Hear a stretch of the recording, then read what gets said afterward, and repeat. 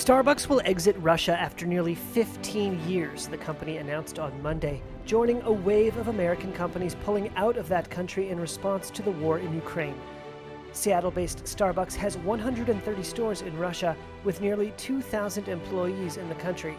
In March, Starbucks shuttered its stores and suspended all business activity in Russia, including the shipment of its products to the country. Monday's decision makes that suspension permanent.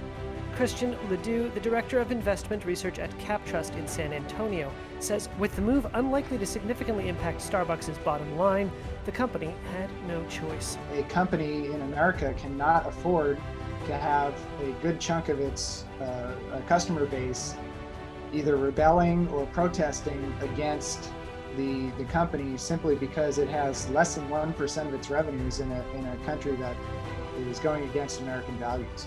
Starbucks' move comes a week after an even more iconic American company, McDonald's, pulled the plug on its Russian restaurants. On Monday, its trademarked golden arches were removed from a store near Moscow. That exit was a far more significant business decision. McDonald's had a much longer history in Russia. Starbucks had only been there for 15 years, and McDonald's was there basically at the falling of the Berlin Wall. So this is a much bigger investment that McDonald's made.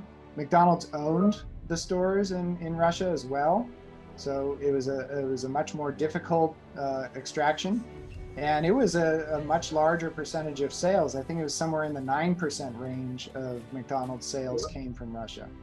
So this is a bigger deal for McDonald's than it was for Starbucks. Starbucks did not provide details on the financial impact of the exit. McDonald's said it would take a primarily non-cash charge of up to $1.4 billion.